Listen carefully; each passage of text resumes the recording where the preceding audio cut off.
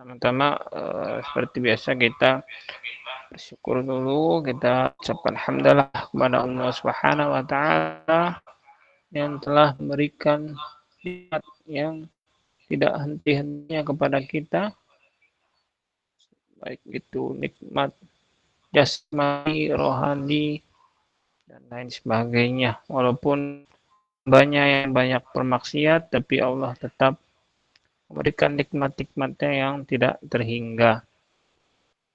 Salawat wassalam juga kita ucapkan kepada Nabi Muhammad Sallallahu Alaihi Wasallam serta keluarganya, sahabatnya, dan insya Allah kita sebagai pengikutnya hingga akhir zaman. Insya Allah, amin. Ya, baik. Untuk materi kita pada malam hari ini, kita akan mencoba untuk mempelajari yaitu tadabbur Al-Quran dan tahsin Al-Quran. Dan nanti juga ada tahfidz Al-Quran.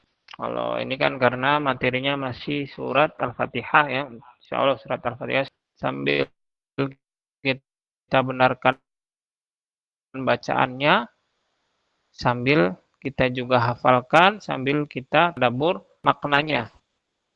Kenapa kita harus mentadaburi maknanya? Karena Al-Quran ini diturunkan sebagai petunjuk, sebagai pedoman bagi umat muslim. Bagaimana kita bisa menjadikan Al-Quran sebagai petunjuk, sebagai pedoman hidup kita, sementara kita tidak tahu apa isi Al-Quran, apa makna setiap yang kita baca. Kita baca Al-Fatihah setiap hari, tapi kita tidak tahu maknanya. Lalu bagaimana kita bisa menerapkannya dalam kehidupan kita sebagai pedoman hidup kita dan tuntunan hidup kita di dunia. Maka mentadabburi Al-Quran ini sangat penting. Apalagi kita juga disebutkan di dalam ayat afala yatadabbarunal Quran. Apakah kita sudah mentadabburi Al-Quran belum? Apabila kita tidak mentadabburinya, maka kita akan dalam keadaan yang hina apabila kita tidak mentadabburi Al-Quran. Dan itu tujuan Allah juga memberikan akal atau pikiran kepada kita. Maka apa gunanya akal pikiran kita kalau tidak kita gunakan untuk mentadabburi Al-Quran.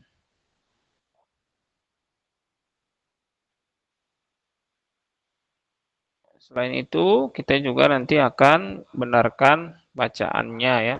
Pertama, berarti nanti kita yang pertama akan membahas mengenai surat Al-Fatihah.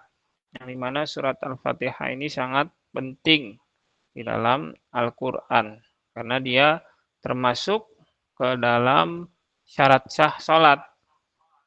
Apabila misalkan bacaannya kita salah atau secara bahasa tahsinnya itu banyaklah nul jalinya, banyak kesalahannya yang sehingga bisa merubah makna, maka bisa jadi salat kita menjadi tidak sah. Nah, maka untuk mempelajari surat-surat yang lainnya itu hukumnya sunnah, tapi kecuali surat Al-Fatihah ini hukumnya wajib, baik itu mentadaburinya, membacanya dengan baik dan benar, itu hukumnya wajib, seminimal-minimalnya kita mempelajari surat Al-Fatihah, karena itu menjadi syarat sah sholat yang kita lakukan setiap waktunya.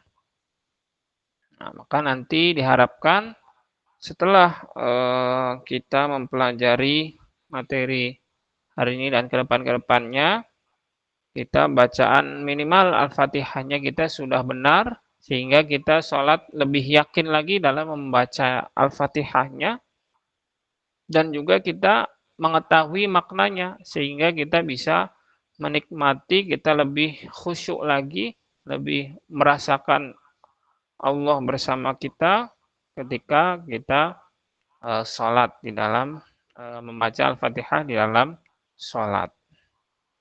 Nah, itu sedikit muqaddimah kenapa kita mengambil materi tadabbur dan tahsin, gitu juga nanti tahfidz suratul Al-Fatihah.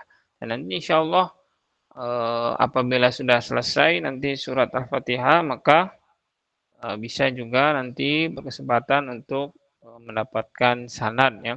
Itu sanad riwayat Hafiz an Asim. Riwayat Hasim qiraat riwayat Hafiz qiraat Asim. Surat Al-Fatihah. Nanti apabila bacaannya sudah benar, maka nanti sudah benar-benar sesuai, maka nanti bisa diberikan sanad ya. Insyaallah untuk surat Al-Fatihah. Paling nanti kita setiap pertemuannya sedikit-sedikit saja, tidak banyak-banyak, mungkin beberapa ayat saja, tapi benar-benar kita mendalaminya. Baik itu tadi bacaannya dan juga maknanya. Jadi apalagi para sahabat zaman dahulu itu, mereka itu setiap menghafal 10 ayat itu mereka berusaha mentadaburnya terlebih dahulu. Mereka dikasih 10 ayat, ditadaburi dulu, diamalkan dulu. Kalau mereka belum benar-benar mentadaburi dan mengamalkannya, mereka tidak akan berpindah ke 10 ayat selanjutnya. Itu yang biasa diterapkan oleh para sahabat pada zaman dahulu. Ya, itu sedikit bukaannya ya. Sekarang baru kita masuk ke materinya. Yaitu kita akan mempelajari yang pertama surat Al-Fatihah. Yang dimana surat Al-Fatihah ini dia turun di kota Mekah dan merupakan surat pertama yang turun secara lengkap. Nah, surat ini juga diturunkan pada waktu pertama kali disyariatkannya sholat fardu. Jadi pertama kali diwajibkannya sholat fardu yaitu setelah Isra Mi'raj. Maka di situ pun ketika itu pun diturunkannya surat Al-Fatihah karena surat Al-Fatihah merupakan syarat syah sholat. Walaupun surat ini juga terdiri dari 7 ayat ya, walaupun nanti ada perbedaan di penomoran ayatnya. Karena nanti ada perbedaan dalam membaca basmalah. Di basmalah ini dia termasuk ke dalam surat Al-Fatihah atau tidak. Nah, itu ada perbedaan pendapat. Maka jangan heran ketika nanti misalkan ada yang imam, dia tidak membaca basmalah, tapi langsung Alhamdulillahirabbil alamin. Itu juga berarti dia mengambil pendapat yang bahwa basmalah tidak termasuk di dalam surat Al-Fatihah. Walaupun dalam penerapannya itu ada 3 ya pendapatnya. Yang pertama dibaca basmalahnya, yang kedua dia tidak dibaca sama sekali, yang ketiga dia dibaca secara secara pelan. Bismillahirrahmanirrahim langsung alhamdulillahirabbil alamin. Dia dibaca secara sir. Itu 3 pendapat yang biasa diterapkan di dalam sholat. Nah, lalu surat Al-Fatihah ini juga memiliki beberapa nama yang menjelaskan posisinya. Yaitu yang pertama yang kita tadi sebutkan Al-Fatihah. Yaitu Al-Fatihah itu artinya pembuka ya, pembuka yang sangat sempurna. Pembuka yang sangat sempurna. Karena kenapa dinamakan pembuka? Karena Al-Fatihah adalah pembuka Al-Quran. Jadi ini berarti kita harus memahami bahwa pertama kali diturunkan Al-Quran atau wahyu itu bukan sebagai patokan dia menjadi pengawalan Al-Quran yang menjadi pembuka Al-Quran. Ya, karena yang pertama kali diturunkan oleh Allah itu surat Al-Alaq. Iqra bismi rabbikal ladzi khalaq. Dan siapa yang menyusun kenapa Al-Fatihah ditaruh di paling awal Al-Qur'an? Itu Allah sendiri yang menyusunnya. Jadi taufiki istilahnya. Dia bukan pendapat ulama-ulama atau dan lain sebagainya, tapi Allah sendiri yang menentukan bahwa surat Al-Fatihah ditaruhnya di depan, surat Al-Baqarah dan lain sebagainya itu Allah sendiri yang menentukannya. Itu nama yang pertama, yaitu Al-Fatihah yang artinya pembuka. Lalu yang kedua itu dinamakan Ummul Kitab atau Ummul Quran. Itu yang dimana artinya Ummul itu induk atau sumber atau ibu dari Al-Quran. Karena nanti surat-surat yang lainnya itu istilahnya dia menjelaskan, mensyarah apa-apa yang disebutkan di dalam surat Al-Fatihah. Jadi sumber utamanya itu, induknya itu, semua surat-surat di dalam Al-Quran itu adalah Al-Fatihah. Karena Al-Fatihah juga mengandung pokok-pokok isinya itu dan tema-temanya itu semuanya terkandung dalam Al-Fatihah. Lalu makna yang lainnya juga disebutkan sebagai As-Sab'ul Masani. As-Sab'u itu artinya 7 ya. Dan Masani berarti dua atau pengulangan. Jadi maksudnya 7 ayat yang sering diulang-ulang.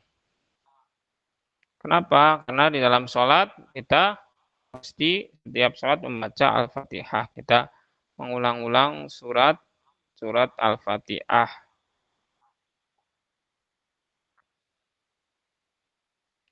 Lalu makna yang keempat, yaitu disebut juga sebagai ar-ruqyah, atau secara maknanya artinya itu mantra ruqyah itu.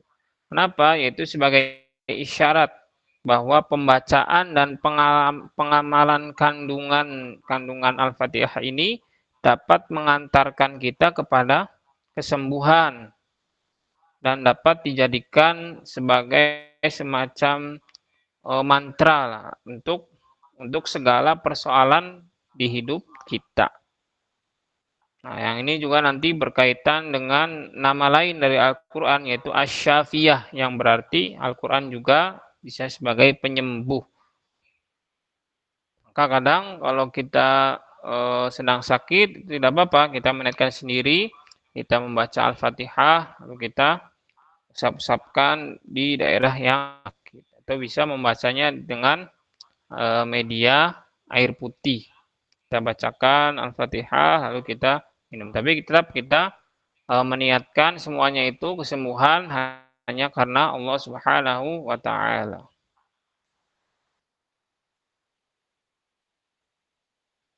Jadi surat Al-Fatihah ini juga tidak aneh karena merupakan surat yang paling selalu dibaca baik itu di dalam sholat maupun di luar sholat. Kalau misalkan di acara-acara atau kajian dan lain sebagainya, biasanya mereka mengawalinya juga dengan surat Al-Fatihah. Dan begitu juga ada nama-nama yang lainnya itu masih banyak lagi. Tapi mungkin tadi saya hanya sebutkan beberapa saja.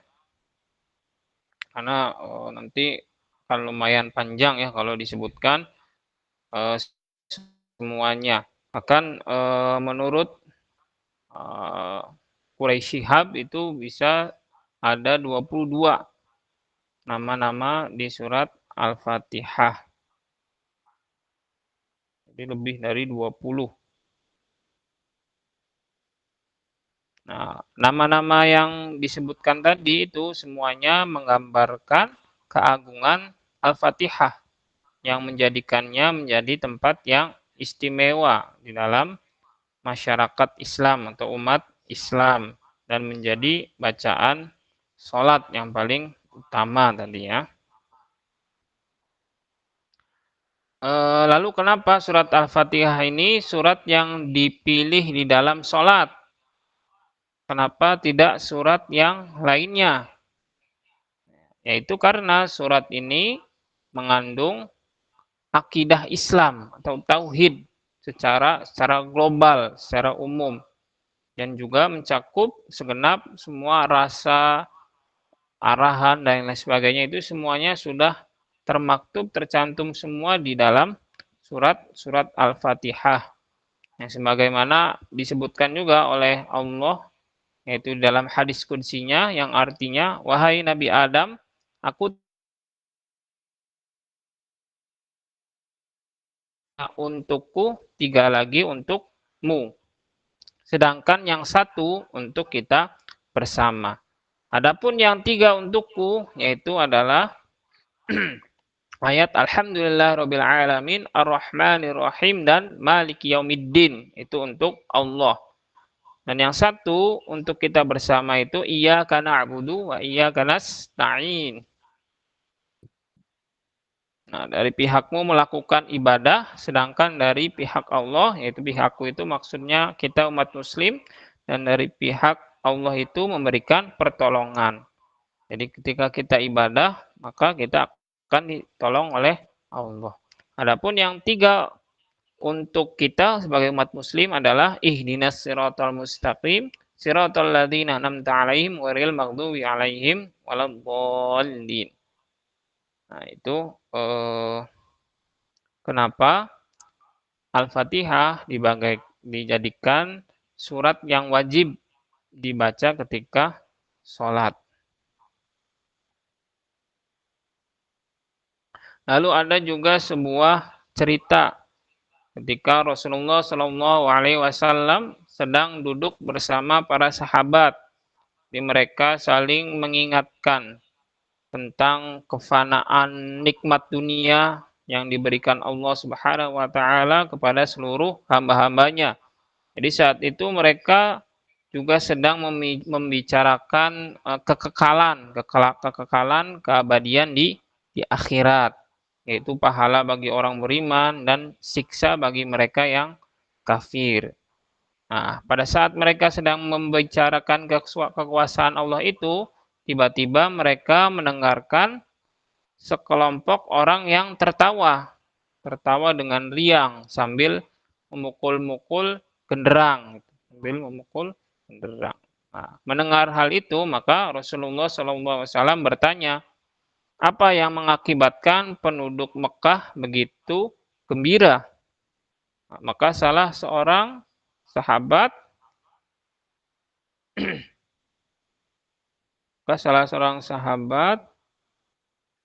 menjawab, ya Rasulullah, inilah kafilah yang baru masuk Mekah, atau kelompok yang baru masuk Mekah, dan mereka sangat gembira menyambutnya. Nah, maka Rasulullah bersabda, maka marilah kita keluar melihat mereka dan mengambil pelajaran dari mereka. Kemudian mereka semua duduk bergabung dengan rombongan itu. Nah, itu kelompok demi kelompok datang. Lalu orang-orang berkata, ini kelompok Bani Umayyah, ini kelompok Bani Hashim, dan lain sebagainya. Lalu ketika Rasulullah memandang mereka, keindahan mereka, perhiasan mereka, harta mereka, kegembiraan mereka, rasa duka menyelimuti hati Rasulullah.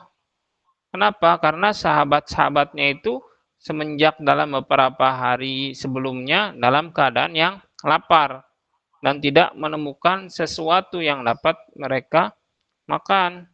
Kemudian malaikat Jibril menemui Rasulullah SAW dan berkata, ya Rasulullah, sesungguhnya Allah Subhanahu wa taala berkata kepadamu, aku telah memberi kamu 7 ayat yang diulang, yakni surat Al-Fatihah.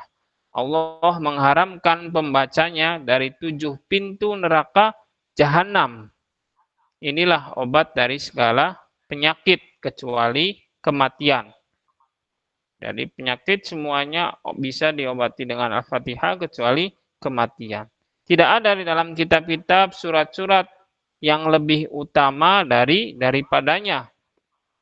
Tidak ada yang lebih utama daripada surat Al-Fatihah. Mendengar surat Al-Fatihah, pemimpin iblis menjerit. Para iblis di sampingnya berkata, apa gerangan yang terjadi, wahai junjungan kami, wahai pemimpin kami? Maka iblis menjawab, ketahuilah bahwa pada hari ini sudah turun surat kepada umat ini. Siapa yang membaca surat tersebut, maka dirinya masuk surga tanpa dihisab dan disiksa. Nah, kamu tidak akan pernah mampu menghadapi pembacanya. Jadi Al-Fatihah ini juga bisa sebagai pelindung dari berbagai macam godaan setan atau godaan dan lain sebagainya. Itu sedikit tentang Al-Fatihah supaya kita lebih termotivasi lagi kenapa kita harus mempelajari surat Al-Fatihah.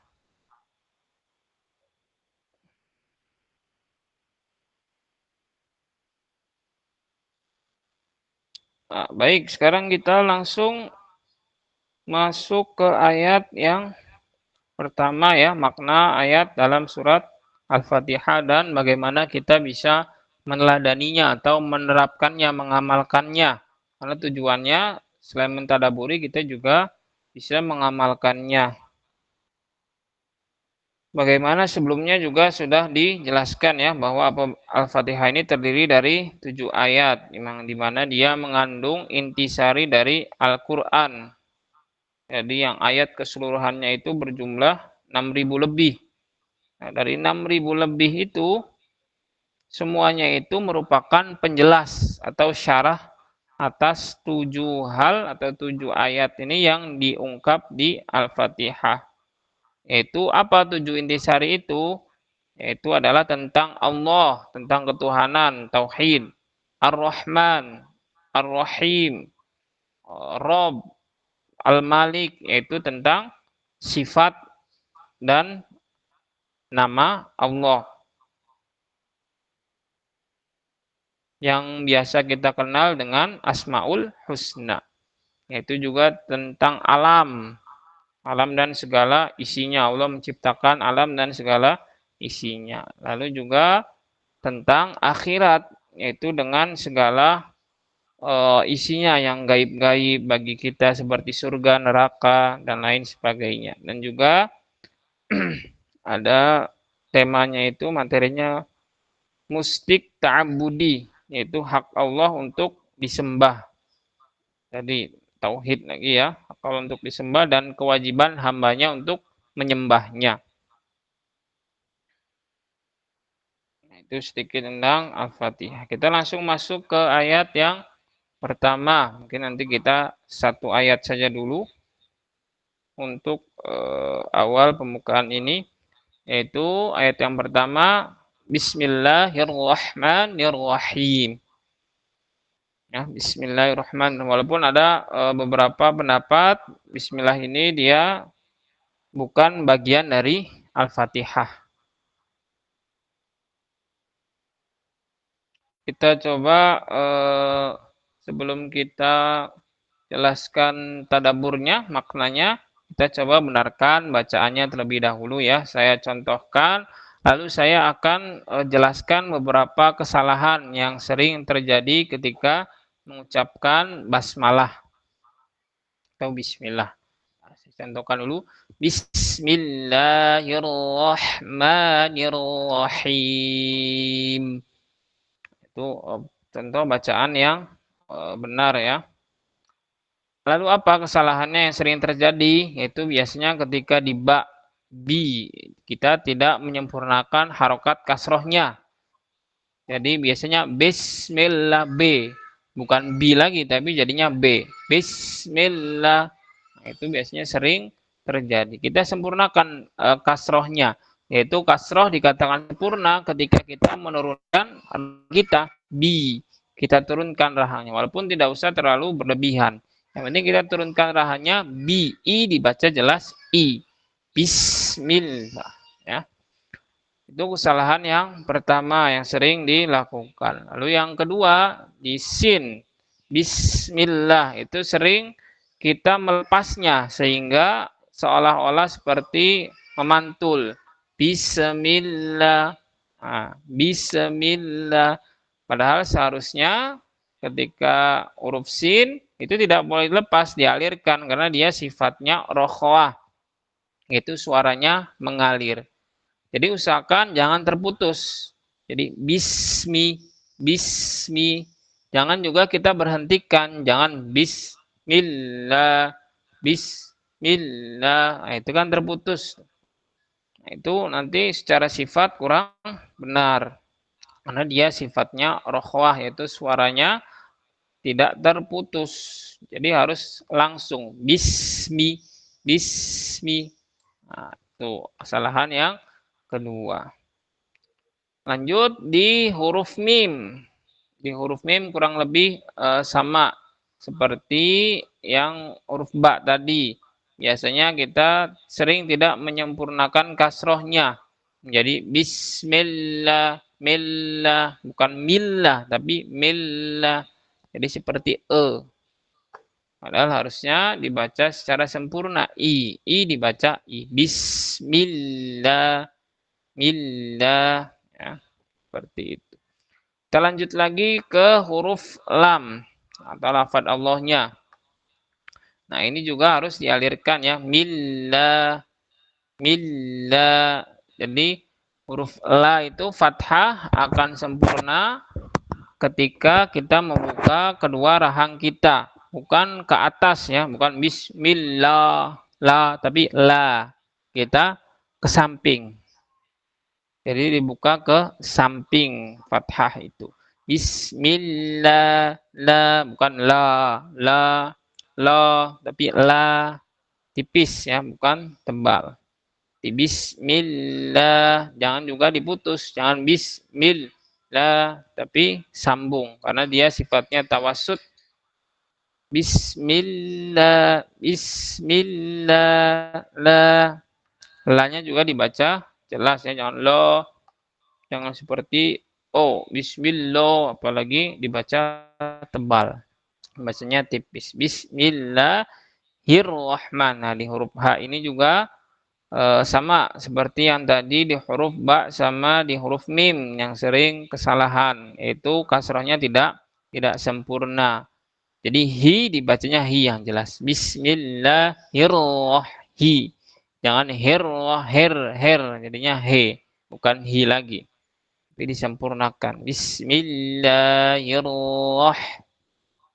Ya, itu huruf H. Lalu selanjutnya ke huruf ro.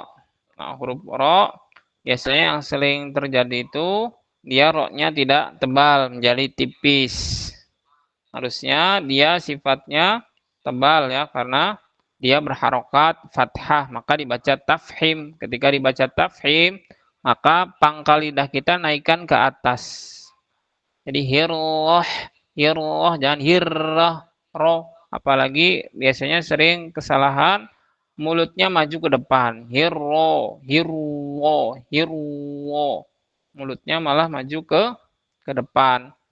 Padahal secara kaidah tidak benar, dan suara yang dihasilkan pun jadinya tidak sempurna. Karena kaidah fathah itu tadi, kita cukup membuka kedua rahang kita, melebarkan kedua rahang kita. Ro. Jadi ro. Yang membuat dia tebal itu karena dia pangkal lidahnya naik ke atas. Karena pangkal lidahnya naik ke atas, otomatis suara yang keluar dari tenggorokan kita itu sedikit terhalangi oleh pangkal lidah. Nah, maka suara itu akan naik ke atas. Nah, itulah yang membuat si huruf tersebut menjadi lebih tebal. Jadi bukan ro seperti yang di vokal Indonesia ya, diucapkan o, ro, rohman, tapi rohman, ro. Kita naikkan pangkal lidah kita supaya tebal. Walaupun biasanya kalau sudah terbiasa ini lumayan sulit biasanya untuk huruf ro. Tapi minimal suaranya itu tidak seperti huruf yang lain. Ro dibaca ro yang jelas ya. Hirroh. Lanjut ke huruf H. Yang dimana huruf H itu biasanya sering terjadi kesalahan dibaca seperti huruf H. Hirrahman. Padahal secara makhraj atau tempat keluarnya itu dia berbeda. Yang dimana untuk huruf H dia keluarnya itu dari tengah tenggorokan atau wastul halki bahasa Arab. Sementara huruf H itu dia keluarnya itu dari pangkal tenggorokan atau aksol halki. Jadi kita keluarkan huruf H itu di tengah tenggorokan. Cara membacanya kita alirkan dulu udaranya. Alirkan udaranya biasanya kenapa sering tertukar? Karena kita tidak mengalirkan udaranya. Padahal huruf H itu dia punya sifat hamas namanya, yaitu udaranya mengalir. Jadi kita alirkan udaranya supaya lebih jelas huruf H-nya. Ya roh, roh, roh. Jadi bukan roh, tapi di tengah tenggorokan. Nanti bisa dicari kalau yang belum bisa makhrajnya bisa dicari dengan mensukunkannya. Kalau sudah bisa disukunkan lalu ditasydidkan. Jadi contohnya lagi nyari makhraj misalnya Nah, kalau sudah ketemu ketika disukunkan coba ditasydidkan supaya lebih sempurna. Nah, berbeda dengan sama itu berbeda ya, huruf H dengan huruf H. Itu kesalahan yang terjadi ketika huruf H. Nah, lalu juga ketika huruf H dia juga punya sifat rokhwah sehingga suaranya juga harus dialirkan. Suaranya harus dialirkan. Jangan diputus. Jangan rohmani, tapi alirkan. Hirrahman, rohman. Udara sama suaranya harus dialirkan lalu langsung ke huruf selanjutnya. Jangan diputus ya. Rohman. Jadi bismillahirrahman. Ya. Itu huruf H. Lanjut ke huruf selanjutnya, huruf mim. Rohma. Ya, itu paling kesalahan yang sering terjadi tadi. Kita tidak melebarkan rahangnya, tapi malah menaikkan menjadi seperti ma-nya tebal. Ya rohma, ma, jadinya tebal. Ma, padahal harusnya ma tipis. Ma tipis ya. Ya rohma. Ma, jangan ma. Nah, itu menjadi tebal.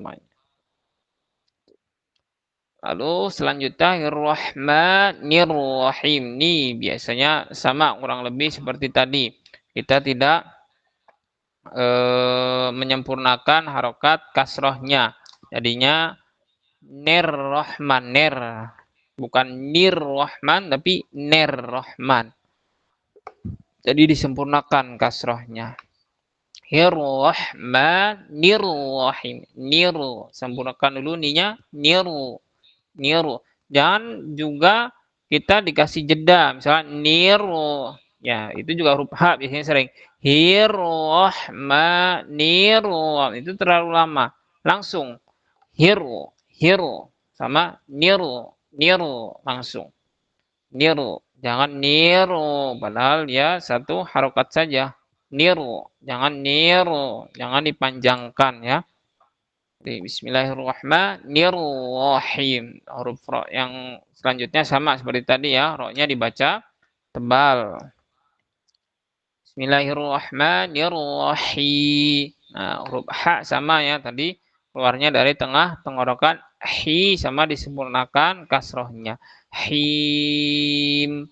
Lalu kita panjangkan ya karena dia mad arid disukun. Itu kita boleh milih sebenarnya untuk mad arid disukun.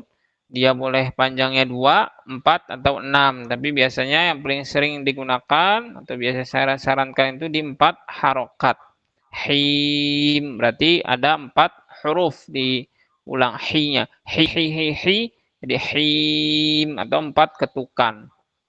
Nah, tadi juga untuk panjang pendek biasanya sering salah ketika di Bismillahirrahmanirrahim, la sama ma-nya terlalu panjang. Padahal cukup 2 harokat saja. Jadi jangan terlalu panjang. Jangan Bismillahirrahmanirrahim. Panjangan itu. Jadinya 3 harokat.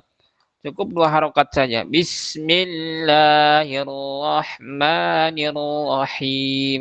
2 harokat ya, 2 ketukan saja.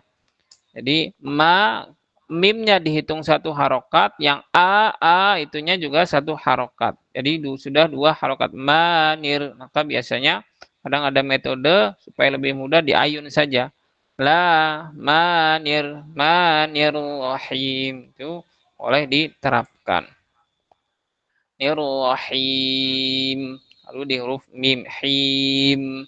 Nah, paling biasanya untuk huruf mim usahakan jangan diberhentikan karena dia sifatnya tawasud. Jadi jangan kita berhentikan him, tapi alirkan sedikit. Him,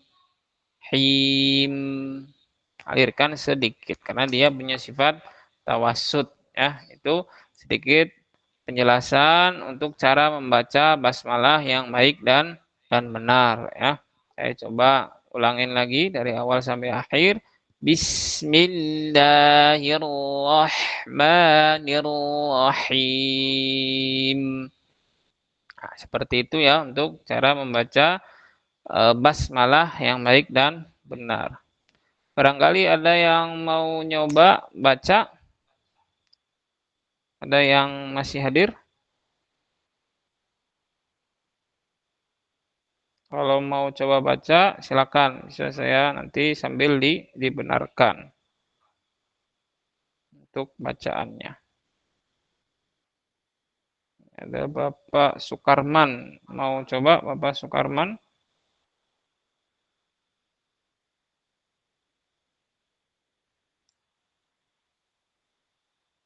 Pakai video Ustaz atau? Boleh, pakai video boleh. Supaya lebih jelas.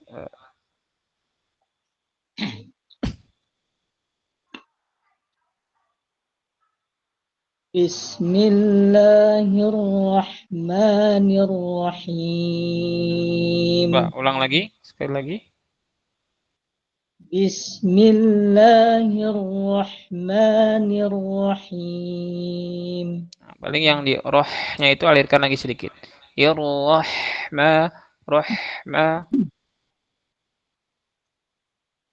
Bismillahirrahmanirrahim. Ya, bagus. Masya Allah. Sudah bagus ya untuk bacaannya. Hanya intinya sifat-sifatnya juga sudah bagus ya. Alhamdulillah. Nah, baik nanti sisanya yang lain boleh untuk latihannya juga mengirimkan voice note saja untuk basmalah ini. Ayat pertama ya. Jadi tugasnya kalau yang mau dibenarkan bacaannya nanti boleh silakan mengirimkan VN ya, voice note bacaan basmalah. Nanti saya koreksi untuk bacaan basmalahnya ya. So ini Ibu Ayu mau coba juga?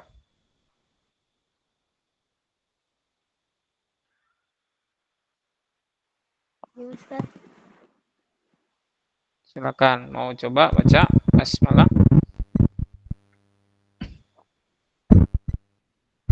Bismillahirrahmanirrahim. Coba bisa diulang lagi, tadi putus-putus.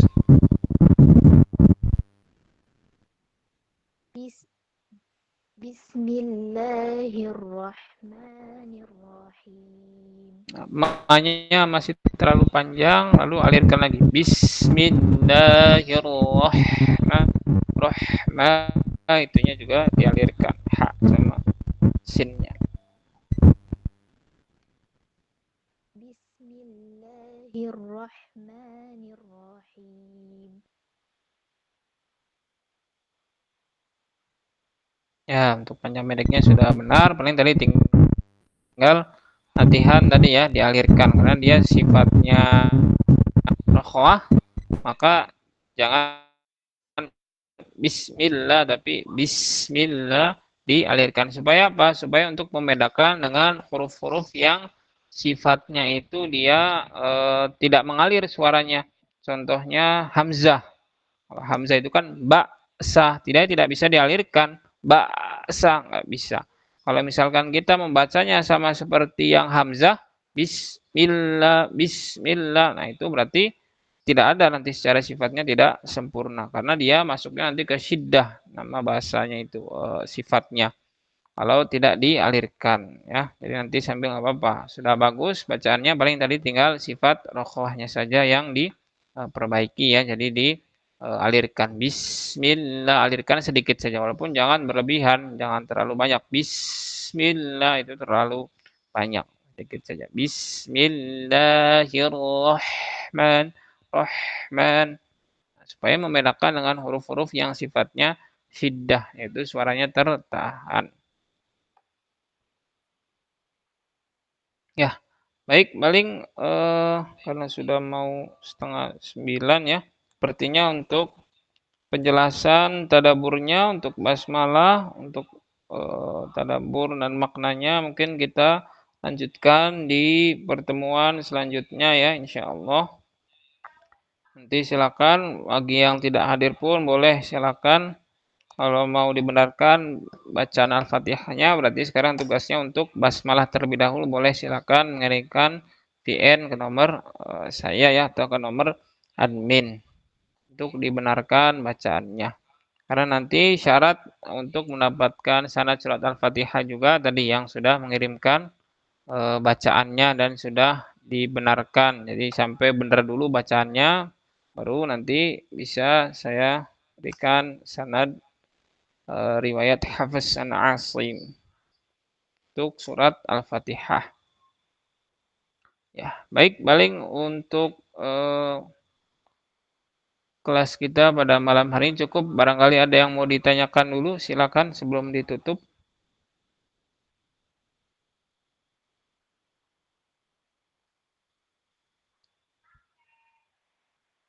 Tidak ada?